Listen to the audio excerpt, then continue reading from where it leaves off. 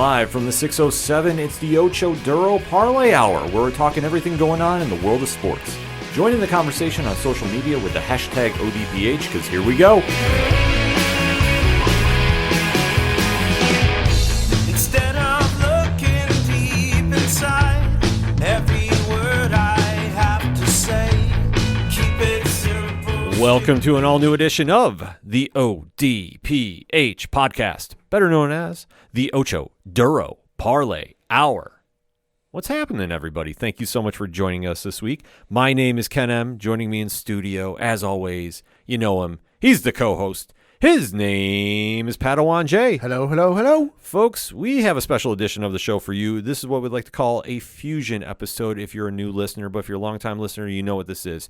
We are combining the sports and entertainment editions of the ODPH into one episode for you this week for a couple different reasons, and one we will tell you at the end of the show because we have two episodes dropping this week, and the other one is kind of massive, if you will. Wink, wink, nudge, nudge. So that being said, we have a lot to get into for this episode. And Pat, if the listeners want to interact with us, where do they go? ODPHpodcast.com. Right on. You swing on over there for the social media accounts, the TeePublic Store link, the Patreon link. Shout out to all our amazing patrons. One tier, $2 a month. The blog section, the directory, which, Pat, how many providers are we on? 524,000. Sounds about right to me. The classified section, which has friends of the show, such as 3FN Podcast, Dragon Master Games, and so many more. The music section, where you can hear all the great music from the podcast right there to download to you, so you can take it wherever you go, especially that new Brian Wolf single. All of that and so much more can be found at odphpodcast.com. And always remember on social media to use the hashtag ODPHpod. Pad, it's time to talk some basketball, so let's lead off with that. The NBA playoffs are in full swing, and we're almost at the finals. Yeah. ... Let's say crazy how the finals exactly, a week and a day ago, depending on when you listen to this. We're on the Western Conference and Eastern Conference finals. We're on the precipice of starting. We're doing our predictions on how it's going to go, who's going to do what, who's going to be surfing Cancun here at the end of it, and boy, a week later we already know one of those teams that's going to be in the finals. Crazy to think of, but the one team we know that's going to be in the finals for the first time ever in franchise history, congratulations to them. It is the Denver Nuggets, the number one seed in the Western Conference, who swept, yes, that's right, folks, swept the Los Angeles Lakers 4-0. They won the first game 132-126, second game 108-103, third game 119-108, and then the fourth game 113-111. So Nikola Jokic going from being drafted on draft night on ESPN during a Taco Bell commercial. Mm-hmm. If you don't believe me, folks, go ahead and YouTube it. It actually happened. To being a two-time NBA MVP and making it to the NBA Finals. It's wild to think about, but the Denver Nuggets have finally emerged. Mm-hmm. And Jokic and Jamal Murray, KCP, and the rest of this team that has had so much potential over the years finally have sealed the deal and punched their tickets to the NBA Finals. Mm-hmm. Much to the delight of their fan base, including our guy Brian Wayne from the Cheers of Comics podcast, who was elated and even called Nuggets in 5. Right. But nobody thought there would have been a sweep here. No, I figured the Nuggets would go up early. I figured they'd take both of them at home, and I figured they'd take at least one away from the Lakers in Los Angeles. I didn't think there was any way, shape, or form you were going to get both games out of Los Angeles, in Los Angeles. Mm-hmm. That just LeBron playoff mode, back against the wall. We've been there 100 times. That I just figured some switch would flip and, he'd turn it on and the whole team would miraculously turn it on. And, oh, my God, where has this been the whole time? Whatever else. But I just, for the life of me, even like in a video game setting, I would be like, nah, I just don't think it's going to happen. And then, thanks to Aaron Gordon, there at the end of Game 4 with the crucial block shot, the Denver Nuggets pulled it off. Well, the one thing that you have to say to the strengths of Denver was their team overall stepped up, and it wasn't on Jokic. Yes. That's the one thing that really has helped them in comparison to the Lakers especially. Jamal Murray had a real strong series, especially 25 in the last game. as well. Yeah. Aaron Gordon finally emerged. KCP has been playing well. So when you start getting your team involved, and that's one thing Jokic does very well, that really takes a lot of pressure off your superstar and makes teams have to focus on other players to finally really do some defense on them. On the flip side, this was pretty much LeBron and LeBron by himself. Which, I mean, 15 years ago was about all you needed. Look at some of those Cleveland teams he had where he was, making the NBA Finals against the San Antonio Spurs. It was a whole bunch of nobodies or than LeBron. But this isn't LeBron of 15, 20 years ago. There's some tread on that tires. He was playing on and I'm not giving him excuses. This is just right. There's no excuse. This is just facts. He was playing through some injuries, and so you need those guys to step up because, yeah, he can turn it on, and yeah, he can play, just not to the same level he was used to. So you needed those other guys to step up, and I'm sorry, you just didn't. In a moment where you needed, your key. That's the one thing. It works in the regular season where like one or two guys can go off and like you can carry it through the regular season because it's one loss. What does it really mean? Whatever. But like when you get to the playoffs, you need more than just one or two guys to step up. Absolutely. I mean, that's the one thing that he did not have this year in this playoff series, especially. Right. Because we saw when they got in the playoffs, they were playing like a well-oiled machine. Sure. And this was the Lakers of old, quote unquote, if you will. Sure. This was something that we've seen LeBron do with teams throughout his career. But we have to remember he's at this stage in his career where Father Time is catching up to him. He can't do everything on his own. Every great player goes through this, especially in the NBA. Yeah. But when your role players don't step up, like D'Angelo Russell did not have a great season or series, in my opinion. No. Anthony Davis, hit or miss. We knew that him coming into the series, there was going to be a lot of question marks, and unfortunately, it got the best of them through this series. You really needed somebody to help LeBron, and especially in that Game 4. And granted, every game was fairly close for the most part in this series. Yeah. So it wasn't like the Lakers got blown out. But in a series like this, they needed somebody to really step up and help. And LeBron did everything he can. But then again, look how long he's been playing in this league. And you can't ask somebody at his stature to find the fountain of youth and take over games like he used to. Like, this is where you have to build a team around him that can make a run. Now, granted, he had great luck against Memphis and great luck against the Golden State Warriors. Yeah. But at the end of the day, Denver was the number one seed throughout this entire conference. Yeah. They had a chip on their shoulder because a lot of people wrote them off. Sure.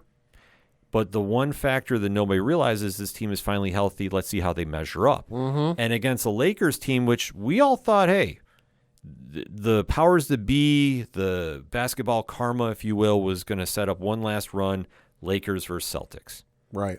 Wasn't meant to be. No. Because Denver imposed their will, much like we talk about in the UFC, much like we talk about in boxing. When a team goes in there and sets the pace early and really drives the point home that this is our time. Yeah. I think once it was 3-0 Denver. Yeah. I'm not saying the Lakers mailed it in because they didn't, obviously, looking at that score. Right. But when the good teams become great teams, they turn on that extra gear. I don't feel I saw that with this team. I did see it with LeBron, though. Sure. So I'm not going to say he has a pass, but for somebody out there that really wanted to win and really felt like they could come back, in my opinion, it was just him. Right. And I think Denver took full advantage of that. Yeah. And now this really makes a question for the Lakers going into the offseason. Oh, yeah. Because LeBron has hinted at retirement. Right. Hinted is the key word. Right. I don't think he's going to go out like this. I think that he's going to come back for one farewell tour. And then after that, well, we'll see. Is anybody's guess. Because I know he does have one more year left with the Los Angeles Lakers on his current contract. So, and the Lakers are going to have to do a lot of retooling. That's the one area that they can do. But then again, you have a lot of players that are going into free agency. Yeah. And then it depends about if they really want to make a big splash in free agency and go get somebody Right. on the level of Kyrie Irving. Right, which I know has been reported the Lakers will have, I believe it's $30 million, could be $30 million and change, available this offseason to sign a player. Yeah. So it could happen. Yeah. But what they're going to have to benchmark themselves against is this Denver Nuggets team. Yeah. They're just monsters. They're monsters, but they play such great team ball. And like you touched upon at the end there, Aaron Gordon steps up for a big block. Yeah. They make a huge shot late, and they hold the Lakers in check at the formerly known as Staples Arena. Mm-hmm. Like, that's the one things great teams do, and we have to give Denver their credit there. Yeah. They went in with literally nothing to lose and the biggest chip on the shoulder, and they came out victorious and made a statement series. I mean, I'm looking at the box score. Like we said, LeBron needs help. This is not the LeBron of old where, what was it, the Boston Celtics? He scored 25 points unanswered by himself. Or whatever the hell it was. He had 40 points, which, hey, great. Anthony Davis had 21, which, that's not bad. But then you had Hachimura, who had 10 points on 3 of 12 shooting. Schroeder had 13 points on 5 of 13 shooting. Austin Reeves had 17 on 6 of 11 shooting. The bench didn't give him any favors. You had 4 points from Tristan Thompson, 4 points from D'Angelo Russell, and then Walker the Fourth had 2 points, which and their shooting was atrocious. But then you look at the flip side, Denver, Gordon, 22 points. Michael Porter Jr., 15 points. Jokic, 30 points. Murray, 25 points. KCP, 13 points. And admittedly, the bench, kind of the similar is the Lakers, bench with only 2 points from Green, and then Brown gave you 6 points. But when you got your starters clicking like that, you don't need to rely on your bench that much. No, you don't. And that's something that Denver is going to be very scary in the finals now. Right. Because we are finally seeing the potential of this team rise, and Jokic is making a very clear statement to bring home that chip. And that is something that's very scary for a team that has always been a forgotten franchise. Right. Like, let's be honest about this. Denver has never really gotten much due as far as basketball. Right. And yet they've always had solid teams throughout the years. Right. I mean, Carmelo Anthony, who just retired, obviously was supposed to lead them to a championship. Never really happened. Yeah. And then it's kind of had some hit and misses throughout the years. Carmelo and AI were there. Yep. Yeah. And now they're on the beginning level of really making this into a franchise. Nuggets country. Let's ride. You can't deny that, Pat. That's the crazy thing. No. In a weird sense, and hear me out when I say this. Sure. This is almost reminding me of when Golden State emerged as the franchise. Like, you see a team finally break through. Yeah. And they're winning. Yeah. Albeit, though, different styles. Oh, vastly. Vastly different. But they're winning in decisive manner. Yeah, and it's not, it's a bunch of good players. I'm not going to shit on any of them. They're great players, but it's all them coming together as a cohesive unit that, like, they've been together for a couple of years. They've really built it up. Yeah, no, that's a great comparison. That it's almost like another Golden State where this isn't a super team that was built together through free agency, and it's 3-4 all-stars and first team all-NBA and then former MVPs and whatever else coming together like, oh, let's go here, because we like the atmosphere and we like the front office and it's really our liking and blah, blah, blah. It's not like Denver has done things the right way where they're building up. Sure, they had a couple of lean years there where it wasn't that great, but all good teams go through this.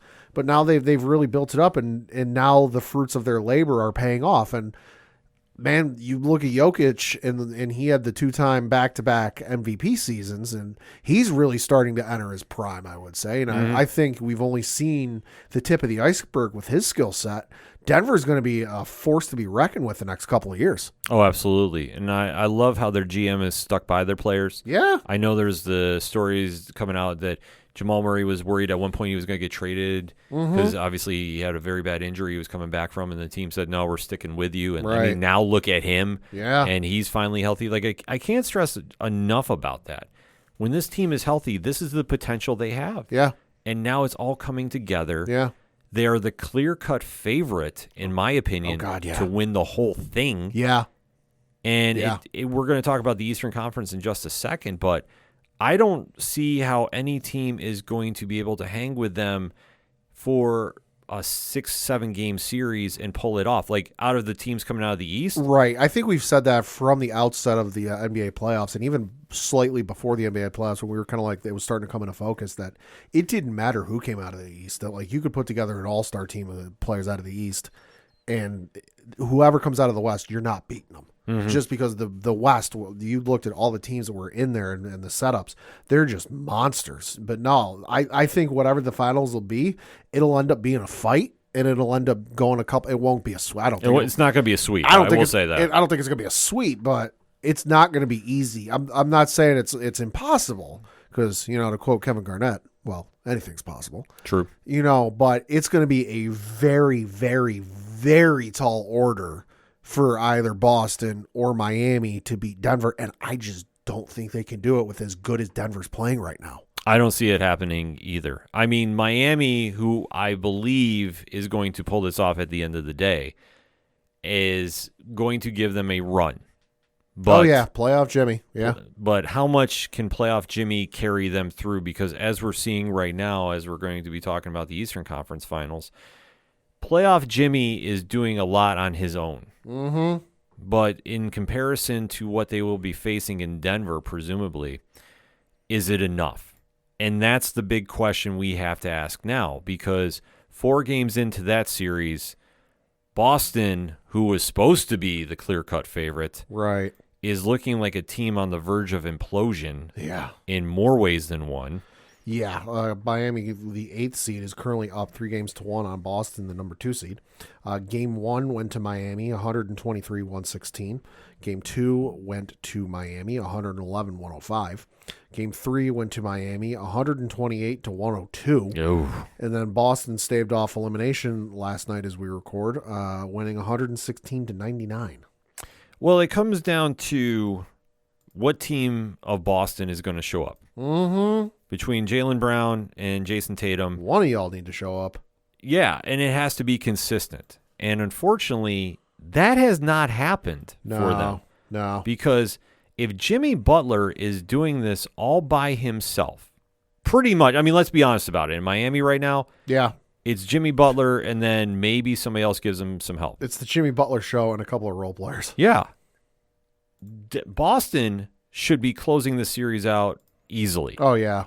But the fact that they're not is very, very telling. And if I am a Celtics fan, I have got a lot of questions that I need answers to. Let me do some math and figure out what Jimmy's averaging just for this series alone. Oh, absolutely. It's absurd. And it's something that, like I say, this team needs to figure out very quickly if you're going to be making that step forward.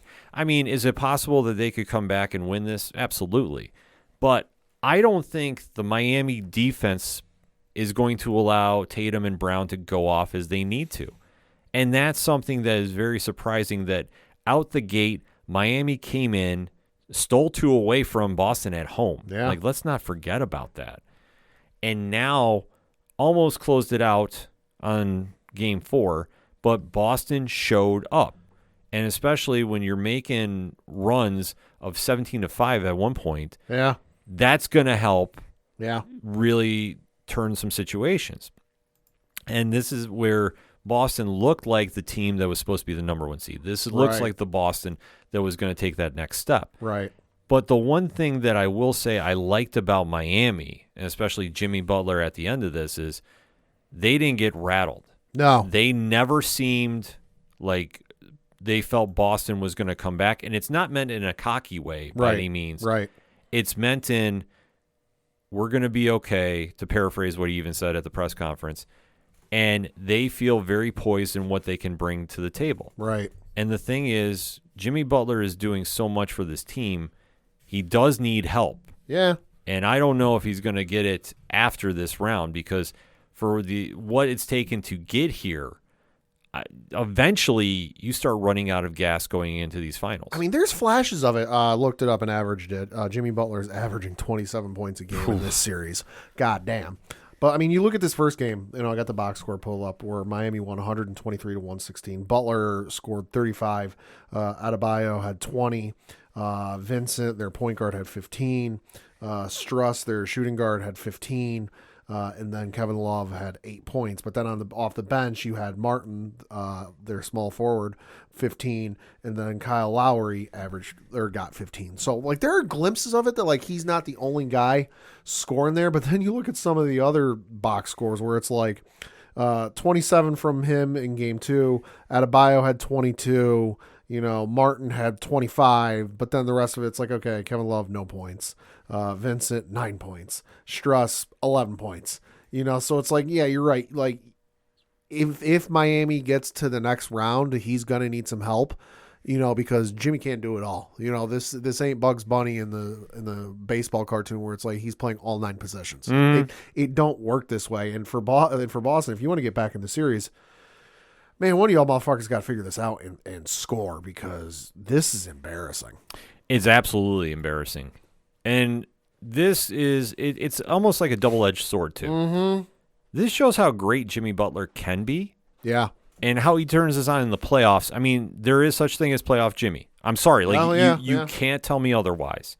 And the fact he's doing this without some key players like Tyler Hero, that's huge. Oh, yeah. And that's something that it shows how good he is. But then you got to flip it back to Boston. Yeah. And as bad as it's going to sound, is Boston that overrated? I mean, the only person and this is without having seen every minute of every game, but like I'm just looking at box scores, going strictly off box scores. The only person who's shown up consistently for this fucking thing is Jason Tatum. Mm-hmm. Tatum had 30 points in game 1, 34 points in game 2, slightly off game 3. He only had 14. But then game 4, he had 33. So Tatum's showing up, and Tatum's doing everything he can, but it's just the other guys need to fucking step up and do, anything. Well, that's the one thing that is the key to this series is consistency. Right. I mean, I'm looking at some more of these boxes. I mean, game 1, was a 7-point loss. Al Horford, listen, I'm sorry, I'm not expecting you to put up like double-double, triple-double numbers. You're a center. You've been around the league a while. You ought to have more than 6 rebounds in a game. Mm-hmm. You're the Dennis Rodman of the Boston Celtics, and I'm not saying Al Horford is Dennis Rodman or is as good as Dennis Rodman, but it's that same type of role where, listen, we don't need you to score 30 a night. We got other guys who can score 30 a night. We need you to just be down low, not get any fouls, and grab rebounds. Yep. And he's got 6 in game 1. Like, what the shit? Well, that's the thing, that the role players are just not there and not consistently enough for where Miami is matching them blow for blow.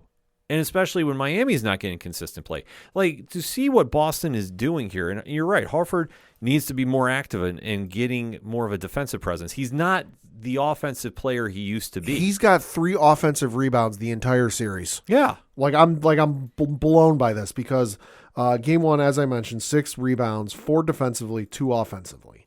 Game 2, he had 4 rebounds total, 4 defensively, 0 on offense.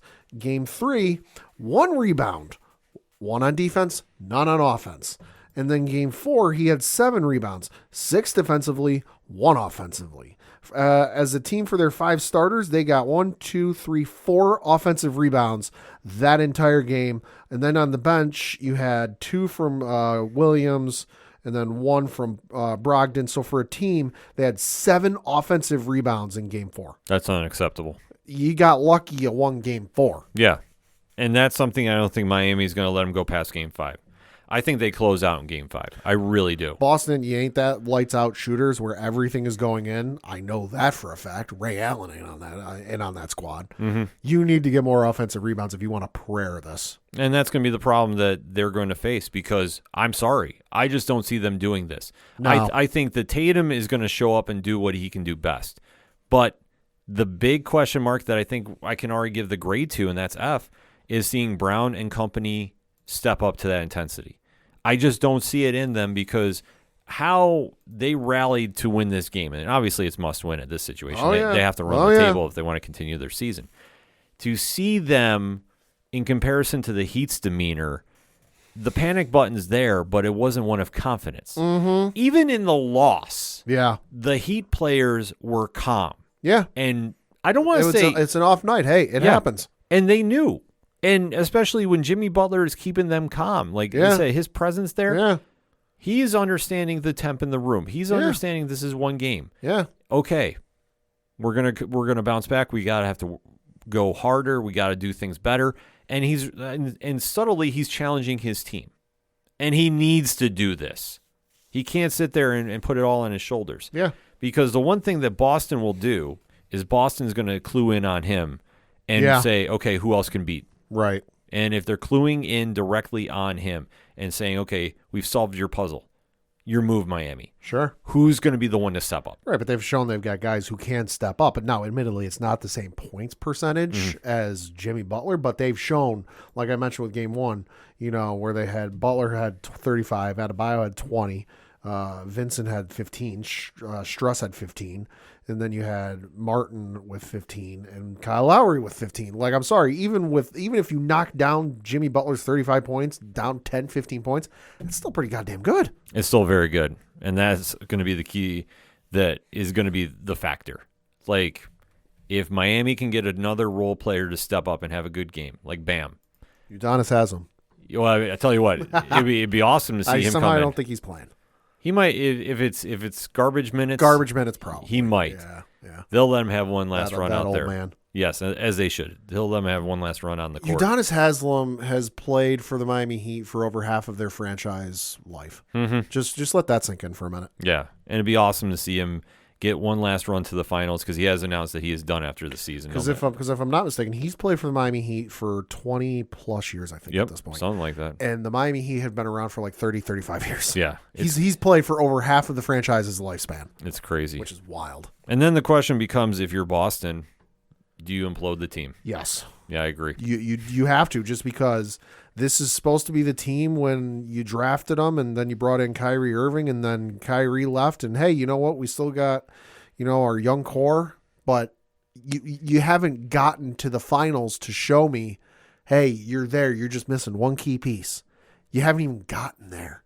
You haven't even come on the precipice of like, oh, hey, you know what? You had a game a game where the ball just didn't bounce your way. Mm-hmm. You have to. It's going to be one the players are going to have to get moved. Somebody's got to go. I don't think you fire the coach, though. I think Joe Mazzulla is safe.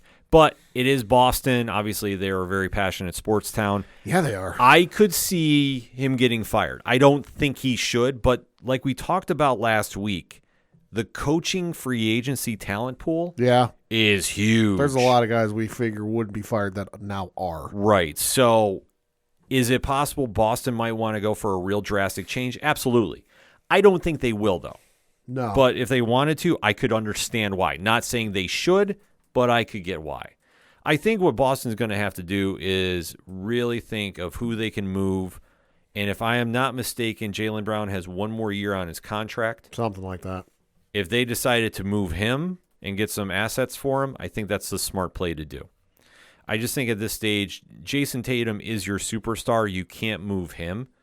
But if you decided that you had to implode this team, and I think now you really have to consider it, I think he's the guy to move. Yeah, he does have one more year left on his contract. Yeah, because otherwise I don't think they re-sign him. No. Regardless. I think that he's gone no matter what. But if I'm Boston, I start taking some feelers after the season's done. What can I get for him? And if you can get a really good combination of draft picks and players, you really have to consider it. Because unfortunately at this situation, you've let this team play out as much as they can, and they can't close the deal. They haven't brought home the chip. Yeah. So now you have to really sit back and think about it, because at the end of the day, what's going to happen here is an 8th seed has defeated you decisively. Yep. You haven't been able to close with what you have here. It's time to make a change. Uh-huh. What change that is anybody's guess, but you're now going to watch an 8th seed try pulling the impossible, facing a number 1 seeded Denver Nuggets team that is going to put on a show in the spotlight. I fully believe this. Final thoughts on the NBA playoffs as they stand right now, Pat? Hard to believe we've already got one half of the NBA Finals set. I did not see that coming when we were previewing it literally a week ago. But it's been fun to watch. And, hey, kudos to Denver, for making it there. Lakers, listen, you got to get LeBron help. He hasn't played a full 82-game season since I looked it up, since his last year in Cleveland. So it's been a while. So you're not getting a full season out of LeBron anymore. Just, hey, facts are facts. Got to get LeBron some help if he's coming back. If he's coming back or leaving, we'll see. I'm not LeBron. I'm not going to sit here and try to figure out what's going on in his mind. And then for the East, listen, this is Miami's show to lose. If Miami blows this, I'm going to say this, it'll be a bigger blown lead than when the Yankees blew a 3-1 lead on the Boston Red Sox. Ooh. That'll be bigger just because they won Miami won these first 3 games decisively, where it's like, oh, there's no chance, Boston's coming back from this. If Boston somehow pulls this off again and comes back from a 3-0 deficit, kudos to you. But this will be a bigger blown lead than when the Yankees blew it against the Red Sox. That's a bold statement. That's a very bold statement. But I have to sit back and just be in a little bit of disbelief that the Lakers and Celtics are on the verge of getting bounced out of the playoffs. Yeah. Which honestly is good for the NBA. Oh, it's great for the NBA. The more parity, the better. Don't get me wrong, it'd be cool to see the Lakers Celtics for the 952nd time. But the fact that it's Denver for the first time, hey, even cooler. Yeah. The fact that it could be, even if it's Boston or Miami, it's going to be awesome to see. It's going to be a great playoff series, but to see the two historic franchise eliminated and now having to implode their teams respectively. Yeah. How crazy is that? And then on the flip side, you have a team in the finals for the first time that is very exciting to watch, and they're going to arguably be going up against an ace seed that is going to scrap with them the entire time until the final game is decided. A team whose star player was drafted during a Taco Bell commercial. Yeah. How wild is the NBA playoffs? That's the question we pose to you, ODPH Society. Hit us up on that hashtag ODPHpod. What is your thoughts about the current state of the NBA playoffs? Who do you like in the finals? Denver, or are you taking who's coming out of the Eastern Conference? Let's discuss, shall we? We're going to take a quick break. We'll be right back. Do you like comic books? What about movies and TV shows? Well, we may be the show for you. We're Hops Geek News, a weekly podcast that discusses comics, movies, and TV shows while featuring a beer of the week. Every week we chat about what we messed up on the week before, and then we dive into what we're reading and watching, as well as some news. We then wrap it up with a geek-themed topic of the week. You can find us anywhere you listen to podcasts by searching Hops Geek News. Cheers. Coming back for another segment on this edition of the ODPH podcast, and we have to recap the latest episode of DC Comics, quote-unquote, possibly last show on the CW? Yeah, well, technically there's 2. There's this and Gotham Knights, which I'm not saying anything negative against Gotham Knights or certainly this show, but based off of some comments I read in the last week from the folks over running CW these days, that might not be for much longer. Yeah, the rumor that is coming out, and we stress rumored, coming from some comments that were made by CW executives, that they're getting away from the superhero genre on their network. I'm paraphrasing, but and I'm going to try and look it up, but I think the quote was paraphrasing. Superhero shows have had their time in the sun. Yeah. Oh, yeah, here it is. CW moving in. So, article from IGN.com. Headline, the CW is moving in a new direction as superhero shows have, quote, had their time. Yeah, Close so quote. The network is moving away, and time is running out, but we are very optimistic that another rumor is lurking about that the newly christened Max is going to be the new home for Superman and Lois next year. Which should make sense. Yes. So that being said, we already gave away the lead. We're going to be talking about the latest episode of Superman and Lois starring Tyler Hoechlin and Elizabeth Tulloch. So if you have not seen the episode and you're a new listener to the show, this is how we like to do things. First and foremost, thank you for checking us out. We do appreciate the listen. Drop a 5-star review on your favorite podcast site. It does help boost the algorithm. We give a spoiler-free statement concerning what we're going to be talking about. So if you haven't seen the episode and you want to see it without getting ruined, fear not. We'll give you a spoiler-free statement, give you our thoughts, and you can go watch it, and then we give you a countdown. After that countdown, though, we get into full spoiler talk. So you have been fair warned. If you need to duck out, you can duck out. Check the timestamp in the podcast liner notes, and Pat puts it always in there so you can jump back in. Because, like I say, once we get past that countdown, all bets are off of where we're going with the show. So that being said, Pat, give me your spoiler-free statement on Season 3's Episode 9 entitled The Dress. This was a good episode. I was a little confused at the start with the full flashback sequence, but once you got to the end of the story, it was a really nice, wholesome story with some crazy action sequences, some crazy plot stuff and story stuff that it's going to be real interesting to see where things go forward between two of our main characters here. And I'm not talking Lois.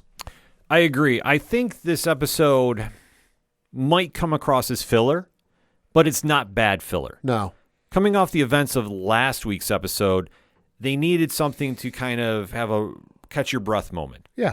I feel this definitely captured that vibe, but it's a great story that was going on during the show. Right. So it took nothing away. So I'm not saying filler in a bad sense. Right. I mean, it's also a pivot because the story up until this point has been, all right, Bruno Mannheim, we got to figure out what's going on with him, X, Y, and Z. We got to figure out what his motivations are. We got to figure out who Onomatopoeia is and yada, yada. And we figured most of that out. Mm-hmm. That okay, we figured out, the first third of the plot. All right, now we're pivoting to the next third. Yeah, and it works out well. Like I say, it's a very solid episode. Really enjoyed the writing and acting in this one. And you're right. I mean, we have a couple more episodes until we presumably are introducing the next big bad of the show. So we have in case you don't know who that is, well, you haven't been paying attention. They've name dropped him several times. Yeah, and obviously it's leaked on social media for that. So we fully are expecting that person to come by Smallville sooner than later. But in the meantime, we had a solid episode that we definitely recommend, and we got to go deep diving in on now. So that being said, Pad, 3, 2, 1, talk to me. The episode was good. I like the little backstory we got with Clark and Lois. The stuff, I didn't hate the stuff with the kids. The stuff with the kids was good. And then the building tension between John Henry Irons and Clark. Yo, boy. Something tells me that's going to come to blows before it's all said and done with. I really thought this episode highlighted what I've liked of the show throughout the season. Anytime the Irons family gets a spotlight thrown on them, I'm really happy because I really like what Wole Parks does as John Henry Irons. I love how Taylor Buck has really gotten some screen time and ran with it as Natalie Irons. And anytime that they're the focal point of an episode, I think it really adds something to it because they really bring out the most of their characters. Sure. And I think this was a great balance to the story of Lois and Clark, and obviously Lois's battle with cancer, and now she's going through a double mastectomy coming up, and seeing the story involving the dress. Yeah. And I thought that all three elements of this episode really came off well. And like I say, it didn't feel like filler. No. It just felt like a self-contained story. And I like that. Yeah. Because it didn't feel like anything was throwaway. No. Because obviously we're coming off the big reveal of Chad Coleman's Bruno Mannheim finding out that John Henry Irons, that he thought he killed, is alive. Yeah. Asterisk. Because it's a John Henry Irons from another timeline. Yep. So that has caused a lot of problems. Bruno's son, Mateo, is dating John Henry Irons' daughter, Natalie. Yep. And when they go on their date dinner to meet the parents, things go completely wrong. Yeah. Bruno unleashes his forces onto John Henry Irons. Yeah, including his wife. His wife, who is superpowered, is sitting there trying to fight Superman as well. Yep. And she, Pat, what happens? She uses her powers to the point where I think there's still some remnants of the cancer cells in her body to where it's really attacking her and she collapses and passes out. And Clark takes a look at her with her superpowers and realizes, I need to get her to a doctor or else she's going to die right here and now. And he takes off at super speed to get her to the nearest medical facility. Yes, which turns out to be a DOD medical facility. I mean, it's a medical facility, just it's not a hospital. Right. So Bruno Mannheim winds up letting John Henry Irons go. He now has the family problem with Mateo. Yeah. So that's been a storyline building up. I'm guessing he paid off the cops from last week because that was never mentioned. No, it definitely wasn't mentioned at all. And then we have the story going on with Natalie and Mateo's relationship. What's going to happen now, because John Henry Irons knows who is connected to her boyfriend and immediately ends that relationship. But he now knows, since he's been revealed, the danger is coming to Smallville. So the proverbial target is on their backs. So this episode had a lot to do with that, but there was also the great story of a flashback moment involving Clark and Lois throughout this. And where this episode kicks off is we have a flashback to when Clark and Lois are in Metropolis, both working for the Daily Planet. And during this point, Lois winds up getting nominated for a prestigious award. I believe it's one level underneath the Pulitzer. Something like that. Yeah, it's a journalism award, but Lois doesn't really set much by it because somebody brings it up to one of her coworkers brings it up to her about this award, and she's like, "Oh, it doesn't matter. It's a popularity contest." Yeah. So she kind of brushes it off, but Clark, being ever so optimistic, is really encouraging her to go. Like, we never get to go to these things. Yeah, so they're building up for something later in the episode, but they do a little jumping back and forth with this. Because then we go right to the story of their sons. And that is Jordan, who is played by Alex Garifin, and Jonathan, who's played by Michael Bishop. And one thing, and I say this every week, but I absolutely mean it, Jonathan Kent gets the best writing of any character on the show. And he's picked it up brilliantly. Especially Jumpin' and Bishop has just been excellent in this role. Yeah. And the storyline going on with them is Jonathan has not developed superpowers yet, but is still trying to find his own identity out of his dad and his brother Shadow, because his brother Jordan does have superpowers. And he winds up joining the Smallville Fire Department. But during a call, Jordan interferes, albeit though intentions are meant completely good. Yeah. But he does leave some clues behind that the fire department is now aware that there is a superpowered being flying around Smallville. You say some clues, like he left behind a bit of hair or he left behind a bit of fabric from his cape. No, he froze half of a fucking room. Tomato. Yeah, like this isn't a clue like Batman analyzing a crime scene and being the only person picking up on the little slice that tips him off to who the big bad villain is. No, like we see the photo when Kyle looks at the iPad or the tablet, and it's a forensics photo that somebody took of what the hell happened at the fire. Because, hey, that happens. They got to determine how the fire started. And literally half of a fucking room is frozen from super breath. So it's an interesting storyline that they're playing off there, and Jordan does agree that he will take it easy in his blossoming superhero career. Yeah. So wait and see, ... I'm going to put money down. He ain't going to be able to hold back for long. Right. Meanwhile, the story shifts at this point to Bruno Mannheim trying to see his wife, Pia. Yep. And during this, he is aware the DOD has her in prison. Asterix imprisoned. Yeah, in prison. She's under medical surveillance, and the doctors are taking care of her. But I think it wasn't exactly her. Either he was told or he was able to deduce based on the fact, he owns a hospital. So like he made some calls and realized, oh, she's not in any of the hospitals in the area. Well, I can figure out where she is. Yes.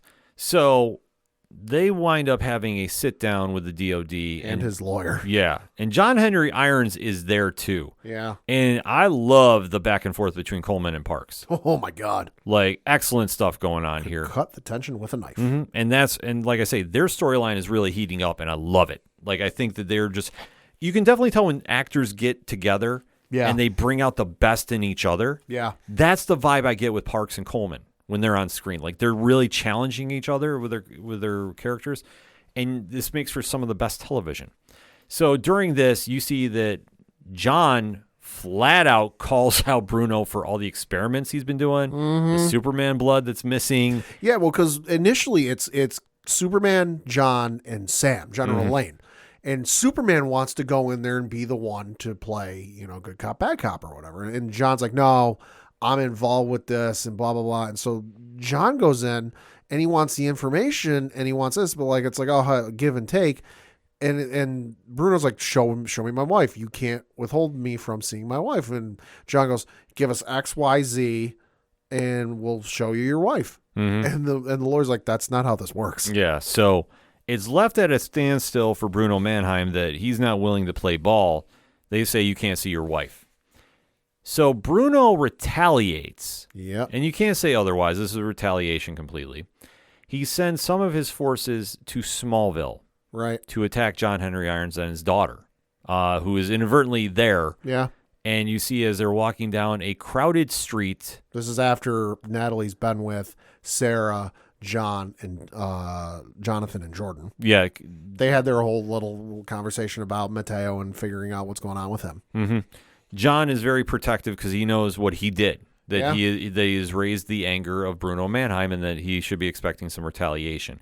So he is very aware of this, but I think for Natalie, it's not sinking in. Right. Because Natalie, while they're at the dinner table, brings up like, oh, how's your dad handling this? She's like, well, he took away my cell phone. He gave me this bracelet that's a tracking device. And then I think she mentioned the vest he gave her is like some sort of, I don't think it's Kevlar, but it's like some Kevlar equivalent in the universe. And then she kind of reveals it. And I didn't see it initially, but like I believed it was there. She brings up there's this like rod thing that she's like, oh, it's got the power to knock out a rhinoceros. Yeah. He gave me. So clearly he is future prepping for some bad shit. Well, you have to think about this. Ever since we've seen this version of John Henry Irons, right? He's had one goal. Yeah. And that was to stop Superman. Right. For different reasons. I mean, obviously. Yeah. So you know that in the back of his head, he's gone through some things in his timeline that he has to be prepared for. Mm-hmm. And this is a situation that he's bringing this tech over and his knowledge and applying it. I don't want to say on a smaller scale because Bruno Mannheim can go to that level of a Superman with his resources. Yeah. So that being said, he's playing this very smart.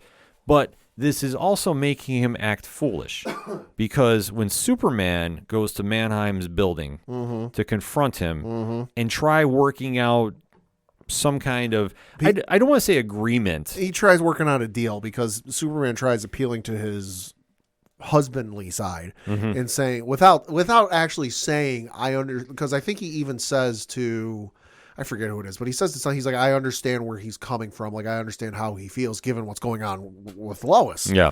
He goes, I think I can talk to him. I understand where he's coming from.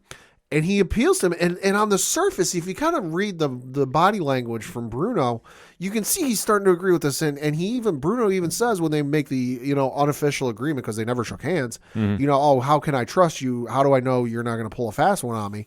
Superman goes, you have my word. Yeah. Which is about as good as you can get with Superman. And then the little alarm sound goes off in his ear and he goes, I want you to know I had nothing to do with this. And some soldiers with automatic assault weapons come storming in with John Henry Irons basically leading the charge. Yeah. So obviously Mannheim's plan didn't work and it worked at the same time. Yeah. Because what I think he's doing is he's playing a little game of chess here. Mm-hmm. And he's setting up John Henry Irons for something down the road. Yeah, because if you notice, the two times, spoiler alert, there 2 times he got attacked in the streets in Smallville, somebody took a photo with their phone both times. Mm-hmm. And it was very clearly in public with people on the street. This wasn't like, in a back alley someplace. No, this is like literally in the middle of Main Street, Smallville. Right. Great catch on that too, Pat. So while this is going on, things away from Smallville have definitely kind of fallen through the cracks a little bit. Yeah. Because obviously this is taking a lot of precedence. And they say Smallville, Lois is trying to get prepared for what's coming next. Because when we saw her earlier in the episode 2, she met with the doctors with Clark, and they're talking about options. Well, and things are, Lois is optimistic because things are looking good. Mm. But the doctor's like, well, let's hold up before we go that far. We can talk about our next steps. Yes. And at this time, she's starting to go through her belongings and starting to give away some clothing. Yeah, because Lana is doing I think she's doing it's not said for what, but it looks like she's doing a rummage sale. Yeah, it's like a charity drive. Yeah, charity drive. People are bringing in old clothes and old stuff they don't need anymore to raise some money. And Lois goes through all of her old clothes that she's not really wearing anymore. Right. So Superman is helping Lana with this. Obviously, they're longtime friends. Samuel Kirky, who's done an amazing job as Lana, is trying to be the sympathetic friend to Clark, and because Clark sees the dress come through, and he's like, "What is Lois doing?" Yeah. And it brings up about how Lois is getting ready for her double mastectomy surgery, and how the dress is very symbolic to that awards dinner that they went to. And Clark goes through the story about how he sold his baseball cards to do it because he had no money at the time. The Cal Ripken Jr. rookie card. Yeah. Oh. So he is trying to like figure out what's going on, and Lana's like, "Have you talked to Lois about what's happening?" And he's like, "I don't know how to." Yeah. Because I can't understand what she's going through, because like he's Kryptonian, she's human, and and I love how Tyler Hoechlin and Elizabeth Tulloch and the writers have handled this whole situation too. Like I say, they've been very tasteful with how they presented it. Yeah. And you're really seeing Superman just, trying to grasp this human issue. Yeah. And Lana is saying, "Listen, I'll go talk to her." And, he's like, I want to help her, but I don't know how. Yeah. So, fun story. I was watching this episode with my girlfriend, Liz Bailey, who went through her own cancer battle 10, 12 years ago. And she picked up on why Lois was acting the way she did before I did, because I was playing Clark. I'm like, why is she doing this with a dress? That's a gorgeous. I was Clark. I'm like, why is she doing this? It's a gorgeous dress and blah blah blah. And as soon as Clark walked out of the apartment and Lois said what she did, my girlfriend goes, "She's afraid," and she picked up on it immediately. And I'm like, "Oh, okay, well, we'll see about this." And then we get there. I'm like, "Oh, all right, you're right." Yeah. So it does lead to Lois and Lana talking, and it does lead to Clark, having a talk with her later too. Yeah. And it goes back to when they were at the award show. And like I say, it's always an interesting story when you see their lives in Metropolis. Yeah. This show obviously has been set in Smallville. They haven't spent a lot of time talking about their history. Right. And it's one that, obviously Superman's been around for 85 years. I'll say, I don't think you need to. Right. But I like it when the show does pay some homage to Metropolis. Yeah, dip your toe in, but you don't need to go crazy. Right. So, like I say, we see this entire story and how it's playing out. Meanwhile, they are showing a lot of backstory with what's going on, too, with Bruno Mannheim. And obviously, he is not handling what is going on because Mateo has more or less disowned him. Yeah.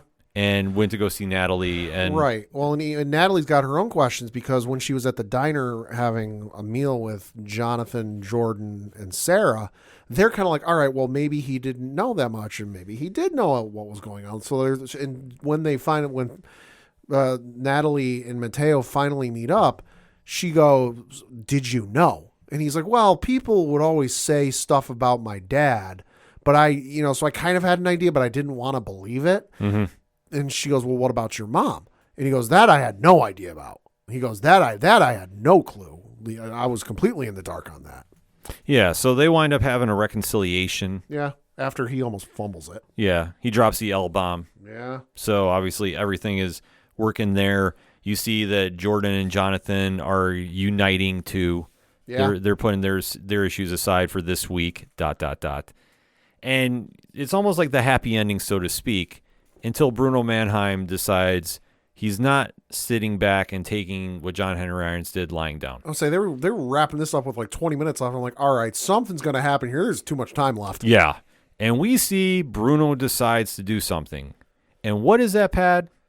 He brings back a certain person we know. Yes, he goes back to the experiment, and it's weird to say that. Man's died twice and been brought back 3 times. But he has been playing this whole Dr. Frankenstein behind the scenes with Superman's blood. Excuse me, sir. It's Frankenstein. Okay, thank you. Sorry, young Frankenstein reference. Yes. I love.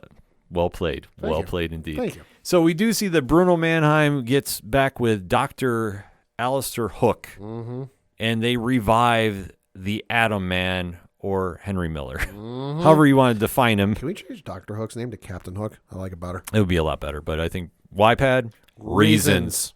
So we do see that Miller makes his way to Smallville to attack John Henry Irons. Yeah. and there is a brawl in the street. Yeah. So once again, another public incident where somebody is trying to kill John Henry Irons. Mm-hmm. Ordinarily, I'd be like, all right, here we go again. Yeah.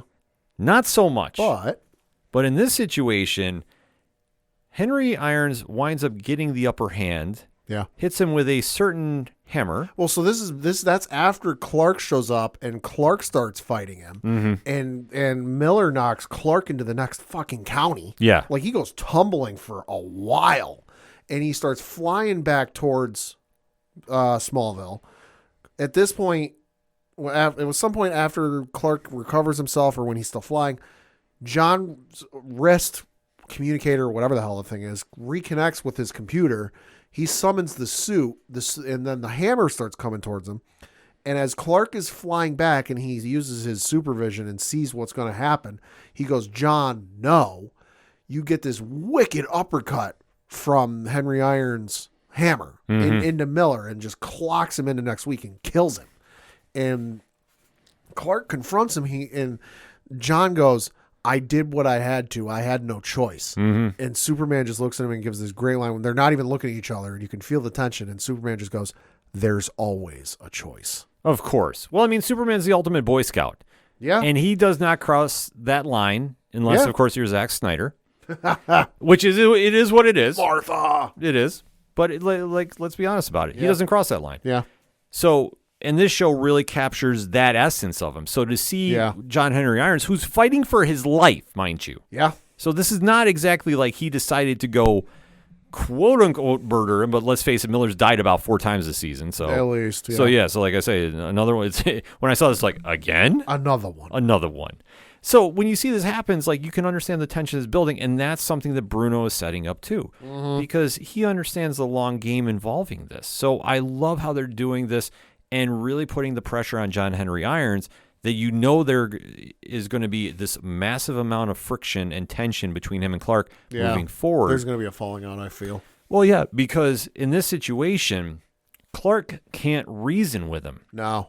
And the attacks are too personal. And I think at some point, not saying we're going to see the next episode, but at some point before it's all said and done, Right. John's going to go, what if you were in my shoes and you're human? Well, and John brought that up to a certain degree earlier in the episode when he went to go, I want to say interrogate, but it wasn't an interrogation, Bruno and his lawyer, where they were kind of debating back and forth, who should go in there, who should go in there. I'm like, this is too well, he said something about being personal or whatever.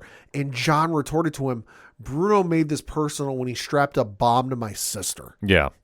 So there's definitely that side of things that Clark just doesn't get. But but this is his character. He doesn't get that. Yeah. It's the one thing about being Superman. He's Kryptonian. He does not process certain things like that. I mean, you can say it's him being the ultimate Boy Scout. Yeah. But I think it's just him growing up and just realizing, like, he sees things a lot different than the rest of the world. Not saying it's right, not saying it's wrong. He just sees things different. So they're building up the tension there. They get away from this story. We go back to see Lois has put on the dress and flies with Clark through the sky because that's what they did the first time. Yeah. Things happen. So, like I say, nice. yeah, it was a nice moment to wrap their story up. And, obviously with what Lois is going to be dealing with. Like I say, I thought they handled this very tastefully. Oh, I did too. That was the final shot of the episode, and I was sitting there watching again with my girlfriend, and I'm like, all right, are they going to give us the happy ending, or is shit going to hit the fan in the last 5 seconds? Yeah. They gave us the happy ending. They gave the happy ending because where they leave the quote-unquote WTF moment, Bruno decides to show Mateo something. Oh, yeah. And he shows him Bizarro. Yeah. And he's got this plan. Because apparently Bruno's figured out a way for Bizarro to help save his mother. Yeah. What that is, we don't know. We don't know. And that's how the episode wraps up. Yeah. So, I mean, a lot of good things happened here. Yeah. Like I said, I love the story. And I know we didn't go like full detail about the dress story and the word of Metropolis, but you get the gist, though. There wasn't much to it. It was kind of just like all flashbacks tying into Lois and Clark's relationship. Yeah. And I love when they go there, especially like I said, the time in Metropolis with them pre-kids is always fun because it's nostalgic. Yeah. And like I say, this show captures that Superman better than anything. Yes. You're going to see. I mean, outside of the late Christopher Reeves films, in my opinion. Yeah. So to see that go on is great. And then to see the moments with Bruno Mannheim versus John Henry Irons and the back and forth battle. I love that because both actors are just elevating things to another level that when we get that big payoff, and it's coming. Oh, yeah. It's going to be monumental. Oh, yeah. Final thoughts on the episode, Pat? No, I agree with you. To some, it might feel like filler, but it wasn't filler. It was kind of, like I said, it's a pivot to the next part of the story. You know, we've got all the players introduced and we've got the storylines building, but now that storyline has played out and we got to pivot, turn the corner, turn the page to the next part of the story. You know, that now that we've got all the pieces in place, when you know what, those pieces got to move to certain other places. You know, game of chess don't move with only one or two moves unless you're really fucking good. But we know what was fucking good was this episode, and I'm a big fan of it. Highly recommend it. Absolutely. So hit us up on the hashtag ODPH pod. What is your thoughts about season 3's episode 9 of Lois, or Superman and Lois rather, entitled The Dress? Hit us up on that hashtag. Let us know what you thought. We're going to take a quick break. We'll be right back. Ooh, I've been dying to try this place. Oh my god, me too. I've heard such good things about it. Welcome to the Crime Diner. I'm Cindy. I'll be cooking for you this evening. Here are your menus. Ooh, what are you thinking about getting? I don't know, murder with a side of cannibalism? What about you? Ooh, that sounds good. I'm torn between historical mayhem and the social injustice, maybe? Oh. I just want to let you know that each episode comes with dinner, dessert, and a specialty drink chosen by yours truly.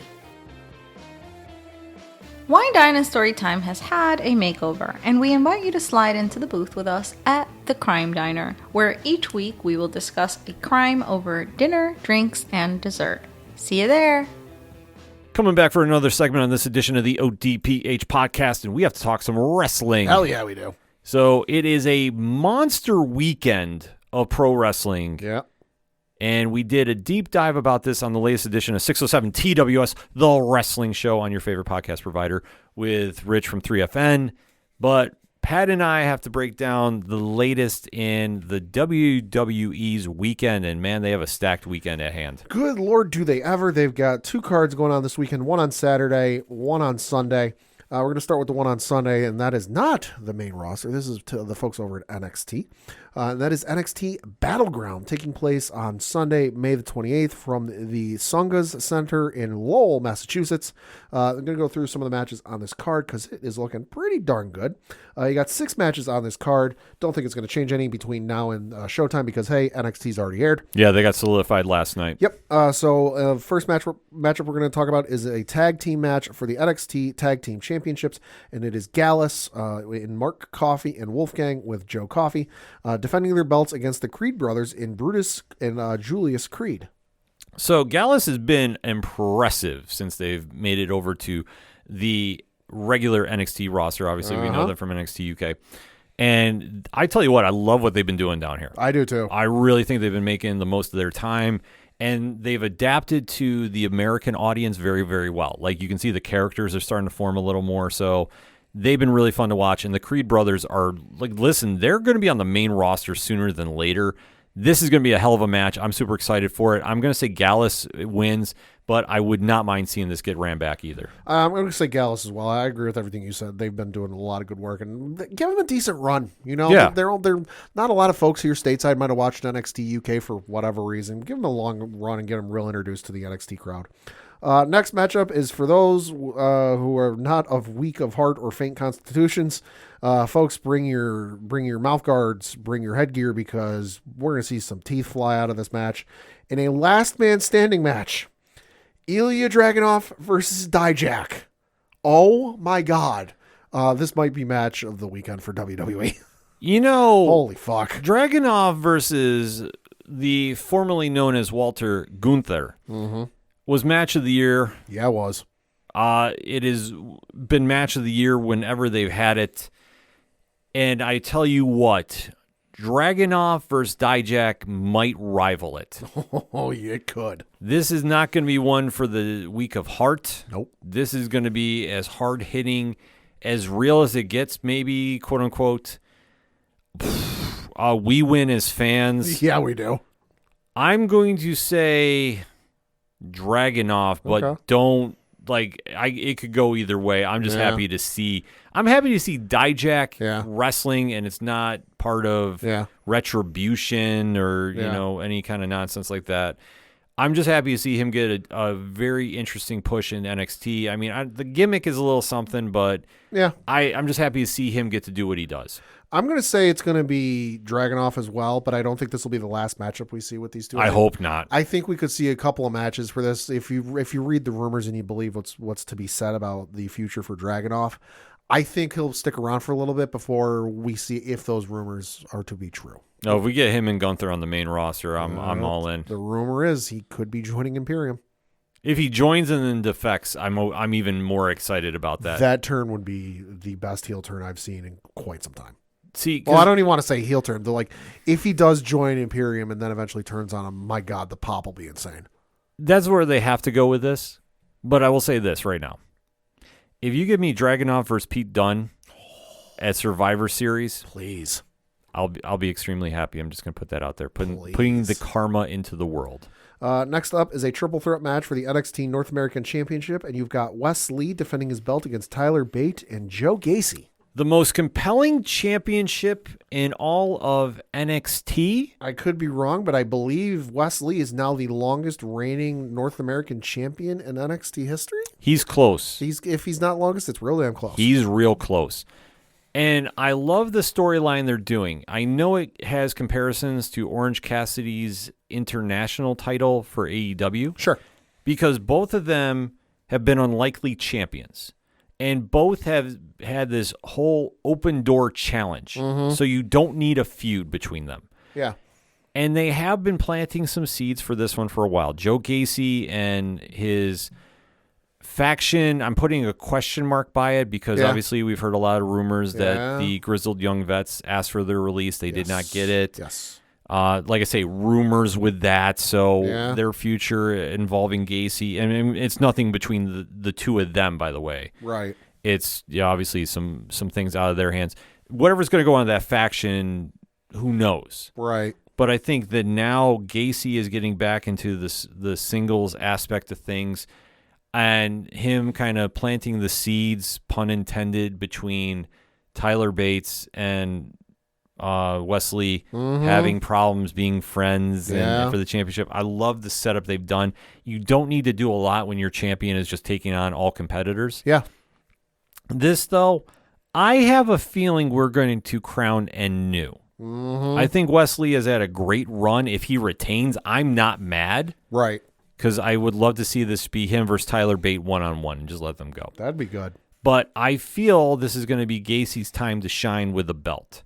And I think that while Wesley has had a fantastic run, I felt that it should have ended last time when they did a takeover event. Sure. And I wasn't mad that they kept it on him because he's, like I say, he's a great performer, and the more he can do it, the better. But I feel, though, it's at that point where it's like you've already beat so many names on that roster. Right. You got to take the belt off them and do something else. It's like the Mighty Mouse run. You've beaten everybody. Yeah, like who else is there? No, I agree with you. If Wesley retains this, I'm not going to be mad because he's been such a great champion with that belt. But I think they're real high on Gacy and asterisk. We have seen Joe Gacy wrestle here in the 607 area locally for a number of years, so we're a little bit homers. Yeah. But I think they're going to give it to Gacy. They seem to be high on Gacy. I know he worked a couple of dark matches on main roster the last couple, not recently, but like a couple weeks ago. I know during the draft on Monday night.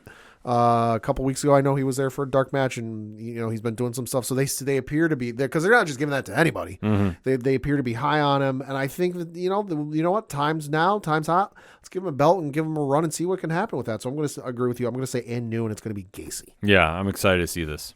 Next up is a British rounds rules match for the NXT Heritage Cup between Noam Dar and Dragon Lee. Sleeper match of the card. Oh, yeah, it will be. Not a ton of build for it, but you don't need it. Two performers are going to go in there and tear the roof off the place. I like Noam Dar in this one. Yeah. Just for reasons, but I'm not going to be mad if Dragon Lee wins. So for those of you who might not be familiar, because I know I'm not, the British rounds rules for this are matches consist of 6 3-minute rounds with 20-second breaks between each round. Matches are 2 out of 3 falls. Falls can be won by pinfall, submission, or countout. Once the fall occurs, the round ends. The match ends once a wrestler has won 2 falls. In the event of a disqualification or knockout, the match instantly ends without the need for 2 falls. If all 6 rounds are completed, whoever is ahead on falls wins the match. So, little complicated, but I'm sure they won't get that complicated or that in the weeds for it. This is going to be great. This is going to be, I agree with you, this is going to be sleeper match of the weekend, and I'm going to say no Amdar. Yeah, I think he's retained. You mean just came back with it? It makes no sense. Yeah. Next up is a tournament final match, the singles matchup for the vacant NXT Women's Championship, and this is between Lyra Valkyria and Tiffany Stratton. Team Stratton all day, every day. Yep. All day. Surprised that they're pushing her at this level right now to a degree. Right. But I could see why. Yeah. It looks like they're going to keep Roxanne Perez occupied from the title picture for a while. Sure. And there's nothing wrong with that. It's all Former about the champion, yeah. And obviously with her character, having her be champion is not as interesting as her chasing the belt. Right. Just with how NXT is set up. Right. I know former Ring of Honor champion, and she's amazing in the ring. No question about it. But I think the move is very tailor-made for the WWE with Stratton's character. Sure. And I think that this is going to be a real interesting test for her because I fully think she wins. I mean, nothing against Valkyria, Sure. but Valkyria just came back Right. a lot too soon. I don't Right. think the crowd is behind her or familiar with her character enough Right. to give her the belt in front of that kind of a live crowd. Right. Stratton is an interesting character, though. Yeah. And like I say, there's a lot of parallels to like an MJF. There's, Oh, yeah. Yeah. I'm better than you and you know it. Yeah. And I think what's going to be the real test here with Stratton is you give her the belt. What is she going to do with it? Is it too much too soon? Mm-hmm. And I don't think it's going to be that bad because I think that they're going to take their time developing her character. Yeah. And I want to say that this is going to be not a temporary spot, but I think you're going to really see by the time her title reign is done, the character is going to be fully ready to go to the main roster. Yeah, I agree. I think it's going to end up being Tiffany Stratton just because, listen, nothing against any of the other women who have been in this tournament, but, and I'm not saying the NXT women's roster is depleted. They took a hit, though. You know, you lost Alba Fire and Isla Dawn. You lost, Katana Chance and Kiana James. You lost Casey Catanzaro and her. Yeah, that's Carter there. Yeah, Chance and Carter. They went main roster. You lost Zoe Starks, so you lost a lot of some of the main players. Indy Hartwell went to the main roster, so you lost a lot of kind of the mainstays recently from NXT. And yeah, Roxanne Perez is still there, and Cora Jade's still there, and they're absolutely some of the mainstays and some of the folks you know. But you look at just some of the rest of these women that were in this tournament. Gigi Dolan and JC Jane. Okay, yes, we know they're singles wrestlers. You look at some of their work on the indie scene, but what have they been known for pretty much their entire WWE run until recently? Tag team stuff. Yeah, Toxic Attraction. You got to, while we, the viewers who watch the indies and are familiar with their outside work, know they're singles wrestlers, the folks who only consume WWE stuff don't know they can do singles stuff. So you kind of got to establish them, hey, they're not just tag team specialists, they can do singles stuff. You've got Lyra Valkyria, who just came back, like you mentioned, and then you've got Fallon Henley, who was also there. So, a lot of these women, you know them, but, you might not be familiar. So, you got to build up and you got to establish, some of these women on the NXT roster, hey, these are the next ones, and I think that's what this tournament has done brilliantly. And I agree with you. Give Tiffany Stratton the run. It's a great character, and I think you can really I agree with you. You can use the run for her to develop it. I think it can be a great run. And whenever this run is done, I think she's going to be ready for main roster. Yeah, I think right now NXT got hit pretty hard with the WWE draft. Yeah, they did. See Shawn Michaels' reactions. But the thing about NXT, which this is a feather in their cap too, they have so much depth there. Yes, they do. That they're not going to be hurting that bad. It's just taking the time now to establish those new stars. And I think that's what they're doing, and I think that's why Roxanne Perez and Cora Jade, which, I'm more surprised she's not in the title picture for now. Right. She's kind of in this... for me, it's just like she's kind of lost right now. Right. Because she's so tied with Roxanne Perez, but she could be doing something else. Where are we going to put her? Right. And, you know, like I say, but I think she needs to do something with her character before taking that next step. And I think that you take a look at those two with Stratton and with some of the other names that you mentioned. Mm-hmm. They have enough talent in that roster. Like, they're going to be fine. They just need somebody to, I hate using this term, but it's true, they'll step up and take the brass ring. Right. They're going to need somebody to make that next step. I fully believe they're going to. So the kind of calm in the waters right now is not going to last long, and that thing is going to be having so many stars by the time we get to SummerSlam. It's going to be something really special to watch. Oh, yeah. And then what will be your main event is a singles matchup for the NXT Championship with Carmelo Hayes defending his belt against Braun Breaker. So this is an interesting test here. Carmelo Hayes winning. I mean, he is the guy in NXT. Yes, he is. Absolutely phenomenal performer. The future is so bright for him. The same can be said for Braun Breaker, but Braun as a heel is light years better. Yes, he is. Than what we've seen from him previously.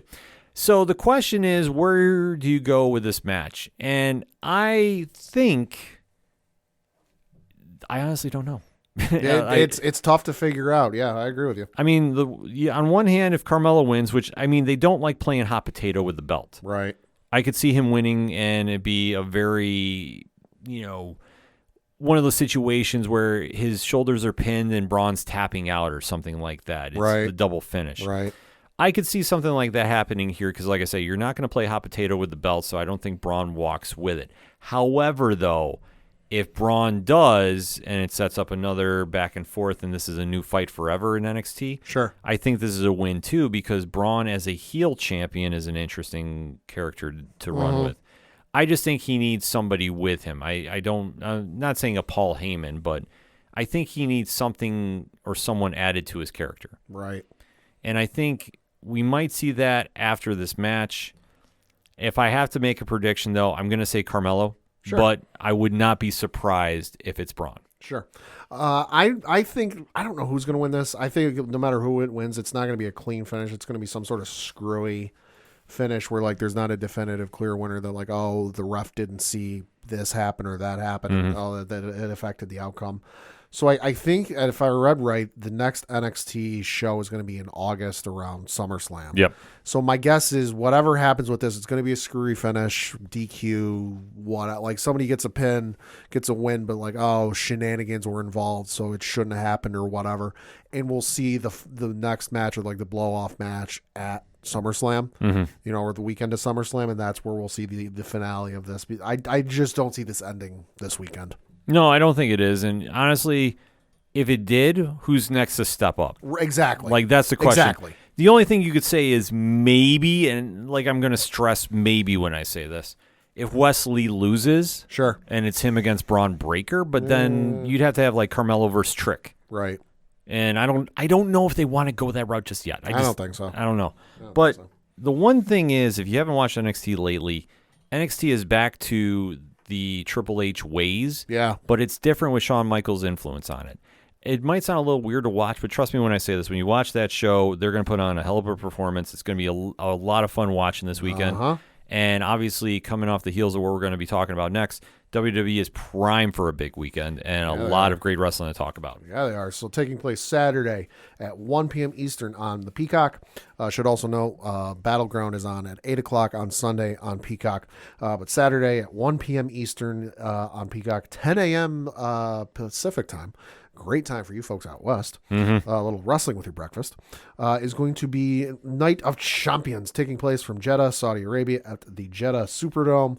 This was the card that was originally supposed to be King and Queen of the Ring, but they changed it because on the 28th, I want to say, Roman Reigns will have eclipsed 1,000 days as Universal Champion, and he will eclipse that because, well, Universal belt's not on the line. We'll get to that in just a minute, though.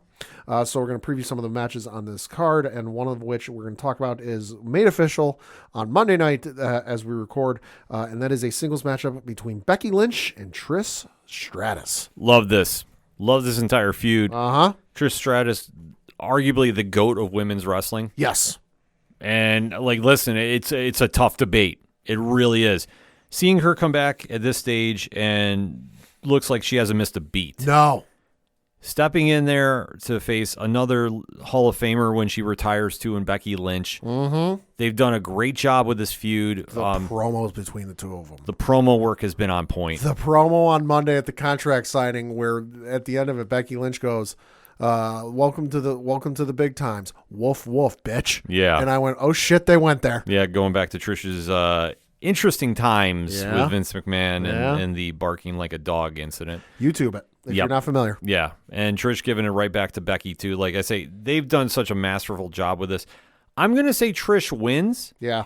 Just to extend the feud. Yeah. Because I need this. Next up is going to be a singles matchup for the WWE SmackDown Women's Championship, and that is Rhea Ripley defending her belt against Natalya.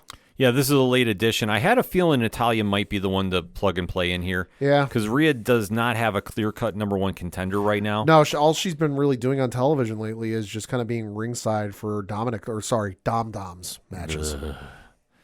Yeah. But listen, anytime I can get Rhea on my TV, I'm happy. So this one, it'll be a good match. It'll be a good match. It won't be the best match of the weekend, but it'll be enjoyable. I mean, it'll be solid. I mean, Natalya always puts on good work in the ring, and like I say, her against Rhea, I'm all right with this. But Rhea retains, no question. Then you've got Bianca Belair defending her Raw Women's Championship against Asuka in a singles match. Interesting feud going on right here. Full-blown heel Asuka is in a full effect. Oh, yeah, she is. Like I say, and she is absolutely poised to take this belt. In fact, I think I am leaning that she is going to actually get the big win here. Yeah, I do too. I mean, we're already at a point where, like, this is a WrestleMania rematch. We said going into WrestleMania, like, who has Bianca got left to face if she retains, and, well, she's still retained. I don't see Bianca walking out of here retaining the belt. I think it's going to go to Asuka, and then we give heel Asuka a run on the main roster, and that's going to have some fun. Yeah, that's going to be a lot of fun to see. So I think this is going to be the title change of the weekend. Could be.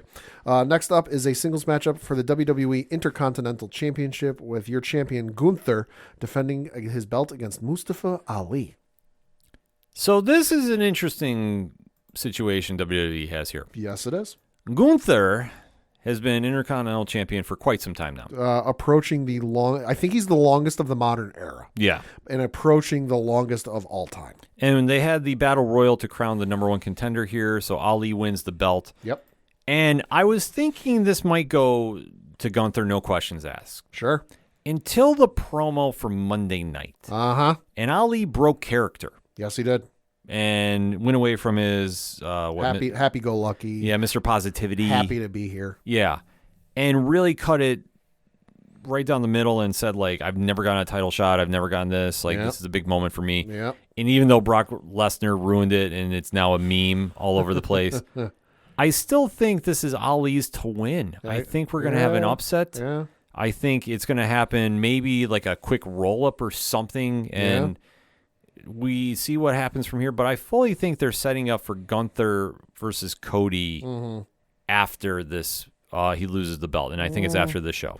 Maybe. I think I'm gonna say Ali wins to give him that nice moment, because Ali's always been featured prominently in Saudi Arabia. He's always gotten a moment. He's always gotten a shine.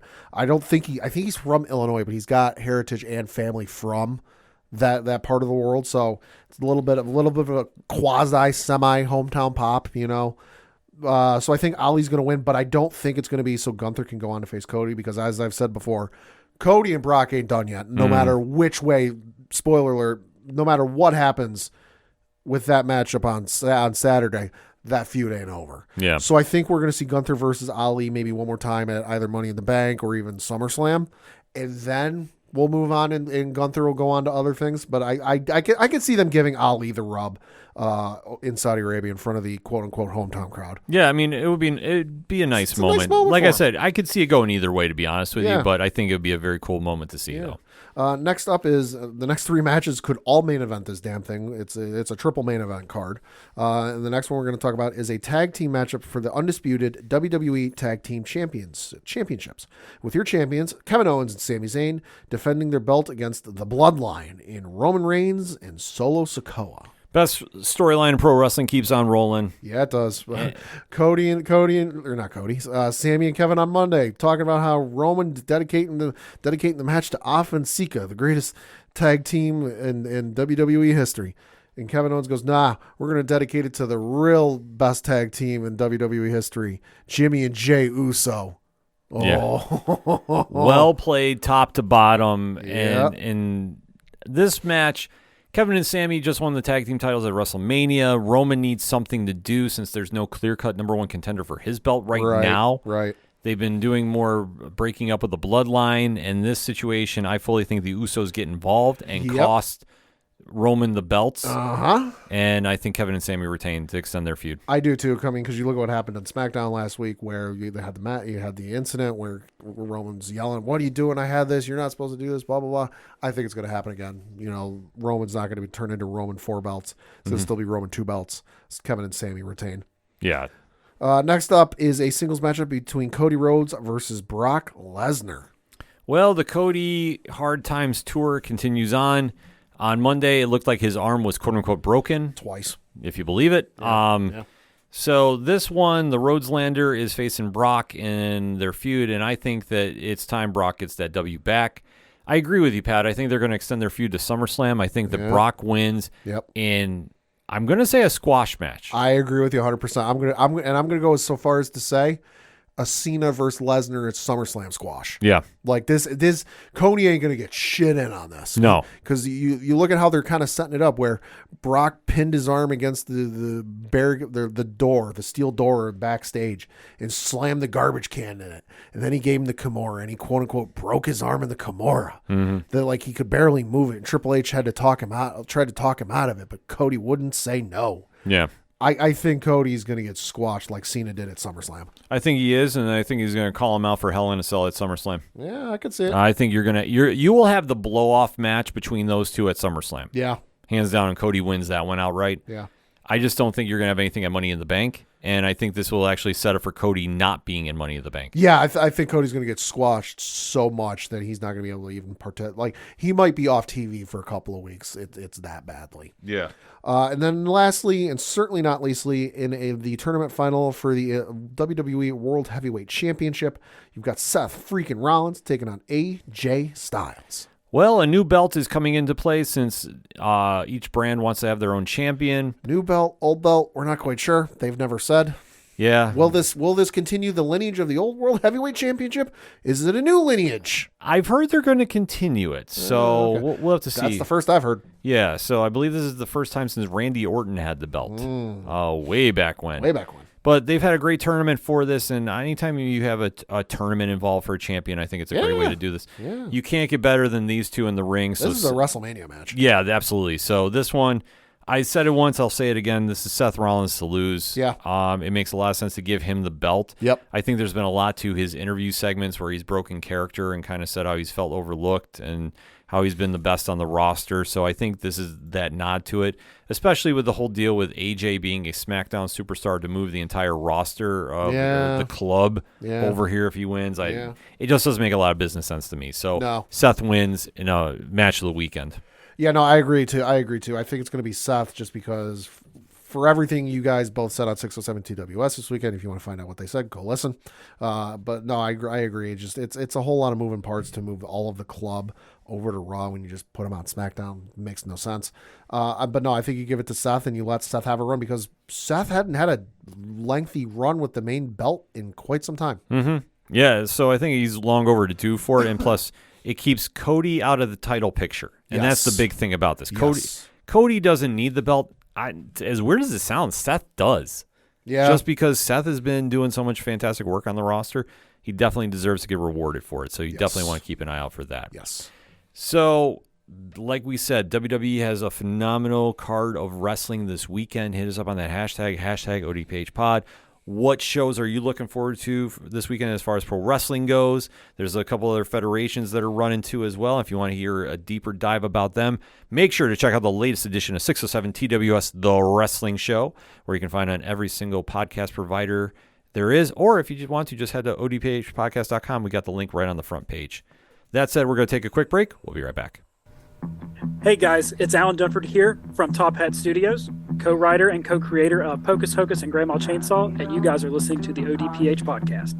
Gotta be down to the punch, 'cause they can't bring me down if I'm already under the ground. Coming back for the final segment on this edition of the ODPH podcast. Pad, what you got? Got a couple things to talk about. I'm going to start with some sports stuff first, and obviously the local minute. I'm going to talk some Binghamton Rumble Ponies, and got to mention it was announced that returning to Nice Egg Stadium, or excuse me, Marabato Stadium, Floridian slip there, this summer is the summer movie series at the ballpark. So this is where you go, you pay money, you go watch a game, and then after the game is over, you can go out onto the field, I believe. Could be wrong. Don't quote me on that. But you go and you watch a movie. So the movies they will be showing this summer at the stadium in Binghamton on June 3rd will be the Disney Pixar film Lightyear. That's the live action quote unquote Buzz Lightyear movie with Chris Evans starring as the title character. July 8th, Top Gun Maverick. So if you haven't seen that movie, that'd be fun in the ballpark. What the hell is wrong with you? Go watch that movie. But if you haven't seen it, you can watch it at the ballpark. August 12th will be Puss in Boots: The Last Wish. So I've heard that's a great movie. You should go see that with the kids. And then on October 13th, appropriately, Haunted Mansion, the new one from Disney. So that'll be something cool to see. So definitely check those out. And then looking at their schedule from this past week, and then I got ahead to the games they have this upcoming week. So the games, they were, of course, on the road in New Hampshire last week. They won their game on Tuesday by the final score of 5-7, or 7-5, excuse me. Lost their game on Wednesday by the final score of 3-1. Won on Thursday 8-2. Lost on Friday 6-0. The game on Saturday was postponed because of rain, but made up as part of a doubleheader on Sunday, where they won the first game by the final score of 9-8, lost the second game by the final score of 10-5, and then they played a game this week. They're playing the Richmond Flying Squirrels. They won their game on Tuesday by the final score of 8-6. They've got some other games going on this week. They've got a game currently in progress against Richmond where they are losing 1-0. They've got some other games this week. Thursday they're playing Richmond at 6:35 p.m. Eastern. They're playing again on Friday at 7:05 p.m. Eastern. Saturday, they're playing at 6:07 p.m. Eastern, appropriately because it's 6:07 Saturdays. And then on Sunday, they're playing at 6:35 p.m. Eastern, and that will also be a fireworks series. I'm going to guess that's going to be one of the real good fireworks shows of the weekend because, of course, it is Memorial Day weekend. So definitely give that a check out. For more tickets, information, and all that good stuff, bingrp.com. I got to mention some footy because the English Premier League season is wrapping up here very shortly. Got only about a week more games. Manchester City, congratulations to those guys. They did win the English Premier League title, wresting it away from Arsenal, who choked it away. They pulled an Atlanta Falcons 28-3 lead, and they fucking blew it. So Manchester City is in there ahead of Arsenal. You've got Newcastle United and then Manchester United rounding out the top four. As of right now, only the top three are secured for the Champions League next year. So the way it works in the English Premier League is the top four teams qualify for the UEFA Champions League next year. So Manchester City, Arsenal, and Newcastle have all qualified. Fourth is Manchester United. Fifth is Liverpool. So that's still kind of up in the air. Could go either way. It comes down to the games they got this week, with Liverpool being at 66 points, Manchester United being at 69. So could get real interesting to see how this goes. But so that's definitely been something to watch and fun. Switching over to some entertainment news. PlayStation had a showcase today as we record. Yes. They announced some awesome stuff. I'm not going to go through everything, but this is just kind of some of the more important stuff that was mentioned. First of which is going to be, there is a remake for the Metal Gear Solid games. So this reading from an article on IGN.com. It says, quote, PlayStation announced a remake of Metal Gear Solid Snake Eater. None of the game itself was shown, as we instead got a big mysterious teaser trailer leading up to Snake's big reveal. PlayStation also announced the Metal Gear Solid Master Collection Volume 1, which includes Metal Gear Solid 2, Sons of Liberty, and Metal Gear Solid 3, Snake Eater, which is coming to the PlayStation 5 sometime this fall. Could be wrong, but I think this is the first time those games have gotten an HD remaster. So that'll definitely be something to check out. Also announced was we got a release date for the next Assassin's Creed game. This is Mirage. Awesome gameplay trailer. I cannot wait to play this. This is coming to Xbox Series X and S, the Xbox One, PlayStation 5, PlayStation 4, PC, and the Amazon Luna, or whatever the hell that is. And it is coming out on October 12th. So definitely be on the lookout for that. Looks awesome. And then Alan Wake 2. Alan Wake finally getting a sequel. Alan Wake 2 is coming to consoles on October 17th. Got a new trailer for the upcoming Final Fantasy 16 game, which looks good, but I said that about the last game. Yeah, I was going to say. I said that about 15, and 15 did not wow me. Final Fantasy 7 Remake, though, real good. And also announced Dragon's Dogma 2. Did not see this coming at all. Looks real interesting. Bungie is finally doing something other than Destiny. Whoa. I know. They've been doing Destiny for what feels like 10 years, but no, they announced a new entry in the Marathon series. Reading from an article on the article on IGN.com. Quote, Marathon is a first-person shooter Bungie originally released on Mac in 1992, making this a pretty deep cut for Bungie to return to. The game isn't a direct sequel to the originals, but Bungie says it belongs in the same universe.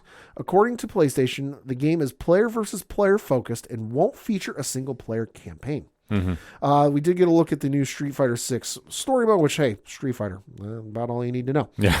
They did announce a couple of things for the PlayStation VR 2, which I'm not a fan of, but hey, some people may be interested. A couple of them did interest me, though. They did announce a Resident Evil 4 remake VR mode. So you've got the Resident Evil 4 remake that just came out. Well, if you got the PlayStation VR 2, you're going to be able to play that game in a VR mode, which sounds awesome. And then also Five Nights at Freddy's Help Wanted 2, which it's Five Nights at Freddy's, which if you're familiar with that game in VR, Yeah, that's going to be a lot of control. I know the trailer came out. Yeah. That looked wild as all can be. Yeah, it does. And then lastly, certainly not leastly, the game they saved for last, the game a lot of folks have been anticipating, and the Spider-Man PS4 subreddit can put down his fucking pitchforks and torches. Good goddamn. We got a gameplay trailer for the upcoming Spider-Man 2 video game, and we found out another villain who's going to be in this. Well, villains. One being Kraven, and the other being Dr. Kirk Connors as the Lizard. The gameplay trailer looked amazing. Looked phenomenal. Oh my god, just the fighting and the navigating the city. It's astounding to me. And listen, Insomniac, who makes the game, one of the best video game studios out there. The fact that they've only made 2 of these, and each of the game's controls feel different from the previous one is astounding. First game's controls are phenomenal and fluid, and you could keep it as that, and I'd be happy. But there was a gameplay moment in the trailer for the upcoming Spider-Man 2 game where you switch from Peter to Miles, and Miles has got to get somewhere real quick. So he shoots one web on a tower, another web on a tower, and he fucking slingshots himself 6 or 7 city blocks, and I'm talking New York City blocks. And just starts taking off. It looks incredible. I cannot wait to play this game. Comes out sometime in 2023. So we don't know quite when that's going to come out, but it looks incredible. It's going to be a game of the year. Oh, easily. I don't Hands think. down. I think right now there's nothing even coming close to it. The gameplay footage they showed is going to blow your mind. Yeah, definitely check it out if you haven't seen it yet. And then lastly, certainly not leastly, going to give some of my way too early thoughts on Max. That is the new iteration of HBO Max. It's with the Warner Brothers Discovery. It's the Warner Brothers and the Discovery stuff roll into it. After I was able to get into the goddamn thing, because I woke up, I was off on Tuesday when it dropped, off of work on Tuesday when it dropped, and I was like, oh, right, that launched. So just a quick note for folks, if you haven't gotten to it or haven't gotten around to it, if you watch on tablet or your phone and maybe console, I haven't tried it out on my console yet, but I know for phones and tablets, you're going to have to download a new app. You're going to have to go to your app store, download Max, because it's a whole separate thing. If you're on a smart TV, so I've got a Roku TV, you need to update your HBO Max app, and that will update to Max. After I was able to get into the goddamn thing, because I tried at, I believe 7:30 a little bit after I woke up at 7:30, I was not able to get in. I was able to sign in, quote unquote, but it would not take me past the sign in screen into the actual hub for an hour and a half. So it looks about the same as what HBO Max did. So there's not too much different other than a change in color from purple to blue. My only complaints is you're adding so much more to it with all the stuff you were there before. So the Cartoon Network, the DC, the Adult Swim, the Turner Classic Movies, all of the stuff you were used to before, but now you're adding in all of the Discovery stuff. So HGTV, Discovery Channel, Food Network, Magnolia Network, and all this other stuff that's getting added. There's no hub. Like with HBO Max, there used to be that hub where like if you only wanted to look at DC stuff, you could go over and you could click DC and it's only showing you DC. If you wanted to see only HBO stuff, you click on HBO, it's only showing you HBO, so on and so on. I haven't found that yet. I could be wrong. I might have missed it, but that is a big kind of letdown for me because I'm like, I don't want to have to look through all of this HGTV stuff because listen, I'm if you watch HGTV, hey, nothing against you. I don't want to have to search through 8,000 versions of House Hunters to find what I'm looking for. Yeah. So right now it needs some work, but it hadn't even been out a week. So I'm willing to give it some time. I'll give it some more thoughts in a couple of weeks when I fully dive in on it and I really get my teeth sunk into it. Yeah, we'll definitely have a full review here on the ODPH when that comes out. So for my picks, we're going to be talking a lot of comics. Yeah, we are. So let's see. Pat, I'm going to defer to you because I get lengthy about mine. Sure. So the comics I got picked up for this week from the folks over at DC, Nightwing, issue number 104. Tom Taylor's still writing it. Need I say more? Enough said. I don't think so. Action Comics, issue number 1055 from Philip K. Johnson. This one, the cover should sell you alone. It is Cyborg Superman, and he is back. So the description on this reads, quote, Superman's true enemy has been revealed. The Cyborg Superman, Hank Henshaw. Everything the Super family has built stands on a knife's edge, and Superman and Metallo become the unlikeliest of allies as they hunt for Metallo's missing sister. Can they prevent the inevitable devolution of Metallo's mind and body long enough to save his sister from Henshaw's monstrous plans? So Cyborg Superman is back, and that's going to be real goddamn interesting. Everything they've been doing with the Superman line right now on DC has been on point. Like I say, I think the Joshua Williamson has been absolutely lights out. Yes. And then, obviously Tom Taylor's work. And like I say, Action Comics has also been very, very solid, too. Like, I know we don't hype it up as much as we should. Right. And that's on us. But, like, honestly, if you have not checked out that run lately, you are seriously missing out some great books. And then from the folks at Marvel, you've got Star Wars, Darth Vader, Black, White, and Red. This from Jason Aaron. Need I say more? No, I don't think so. But the description on this does read, Jason Aaron continues his return to the greatest villain in the galaxy. Along with artist Leonard Kirk, these two titans of comic tell a tale of horror and intrigue. Plus, David Pepose makes his Star Wars debut. Oh, let's go. I knew that'd sell you on it. And then from Kevin Scott, you've got Star Wars The High Republic, issue number 10. Listen, as I've said before, Star Wars High Republic stuff is fantastic storytelling. Definitely should check it out. And then from the folks over at Dynamite Comics, you got 007 for King and Country, issue number 2. This from Philip K. Johnson. Philip K. Johnson, busy dude these days. Yeah. The description on this one, branded as traitors, 007 and 003 rush to clear their names and stop the wanton destruction of the mysterious Myrmidian. But hot on their heels is the new 002, an agent with few morals and a license to kill, ... If you have not checked out the James Bond comics, they are fantastic. And I say that as a person who has watched every James Bond film, the official ones, not the unofficial ones. And I've read most of the books. I'm still working on a few. Yeah, no, the stuff they've been coming out with has been on point too. Like I say, their books have been absolutely must-read material. Yes. And you know what? There is so much at the comic shops this week. Like, I felt bad I didn't get a chance to do as many reviews as I wanted to. You slacker. I know, right? Because, how many I do in a week. It's a little crazy. But I definitely want to plug X-Men of War. The latest series, number 3, is out, Unconquered. And that one has definitely been a very, very true format one for longtime EXO fans. So if you've been into the character for years, you're definitely going to dig it. They're doing a really interesting take on it. Like I say, it feels a little more grittier than usual for me. But like I say, it's something that you definitely want to check out if you're a longtime fan. I will always scream to the top of my lungs about Valiant. I think they have some of the most interesting characters in their universe. EXO is one of them. Like I say, if you are a longtime reader, you're definitely going to dig it. From Image Comics, Radiant Pink is wrapping up their series. And episode 5, like I said, episode 5, because they do feel like episodes. Issue 5 has definitely been one to check out too. Like I say, it ties up things very nicely for where that series is going, featuring the teleportating Radiant.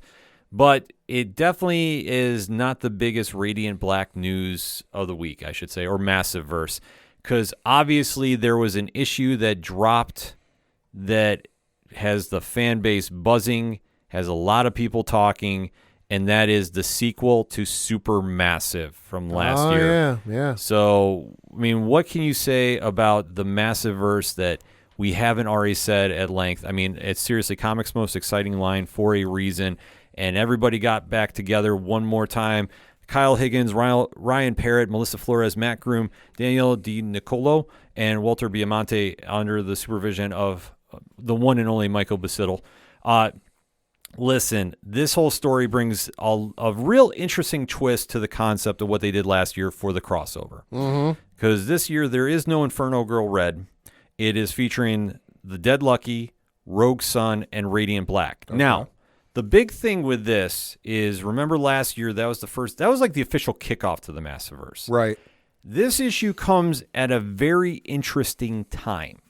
And I don't want to spoil too much of what's going on with the Massiveverse, but I will say, if you're jumping in now, this is a perfect time too, because they make it very reader-friendly, that you can definitely get caught up with a lot of the storylines that are happening. I think there might be like one that might confuse somebody. Sure. Not by much, though. Not by much. It won't really throw you for a loop. But the story is on point. The art is excellent. I gave it a 9 out of 10. And it's also the reason that we're doing a fusion episode this week, because the next episode you hear of the ODPH, Kyle Higgins, Ryan Parrott, Melissa Flores, Matt Groom, and Michael Basittle are coming through to talk about this book. Hey. So we're super excited to have the Supermassive team on the show. Got a lot of things to talk to them about concerning Rogue Sun, Dead Lucky, Inferno Girl Red, and Radiant Black heading into arguably their biggest summer to date. Yeah. Super, super excited to talk to them about that. Haven't read it yet, but I have seen your copy and I've held your copy. Can say this, you will get your money's worth out of this book. It is hefty. And I'm not talking like 50 pages. It's 50 pages. Like, it is about the size of a small trade paperback. Like, you will get your money's worth out of this. You definitely do. And like I say, I'm not spoiling anything for it. I know the issue is out as we're recording. Yes. In fact, if you get this episode in time, they're doing a YouTube special on the Black Market Narrative channel tonight as we record. But let me just put it this way. You know, when you pick up a book from this line, they're going to deliver on something. Yes. There's a couple great spoilers or surprises in here that are going to blow your mind, especially the epilogue scene. I'm not saying it, but man, when you read that, you're going to be like, oh, that just happened.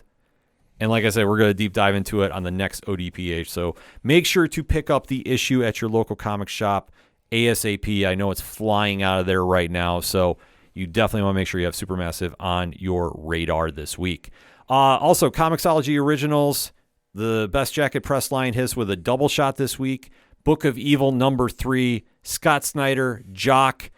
Man, this book is terrifying and amazing at the same point. It is the one dealing with the 12-year-old young adventurer Homer, who's trying to make sense of a world that has just gone completely to hell. He's surrounded by psychopaths. And literally, like, this is something that has happened in the world that once teenagers hit puberty, their just mental stability just goes out the window. And it's very dark. It's very depressing. But Homer is like, and his friends are like trying to make sense of this insane world.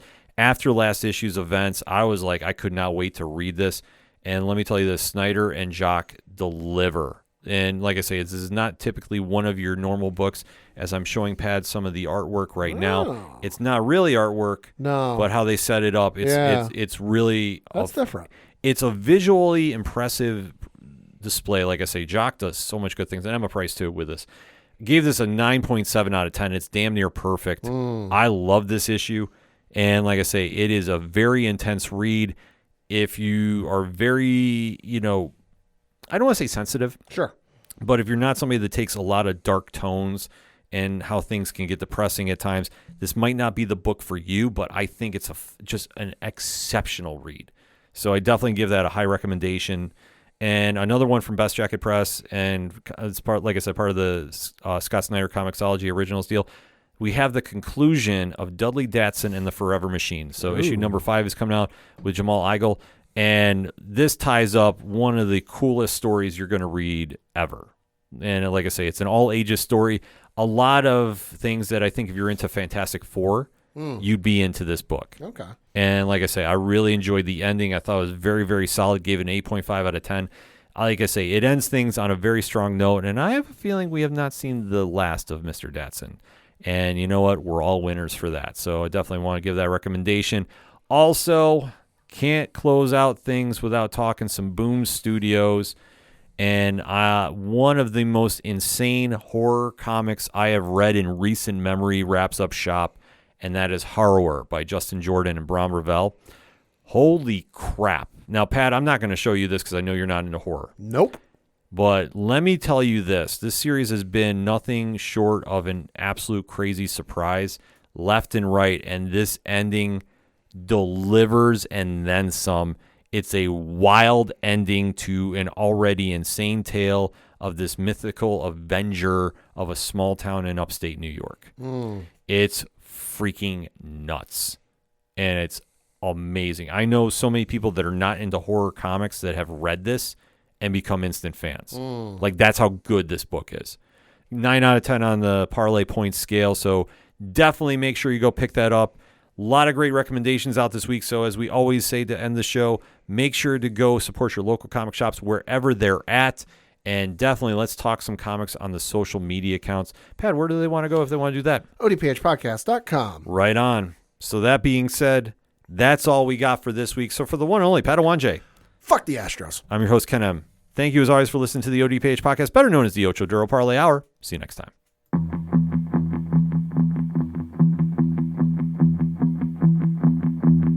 Gotta be down to the punch.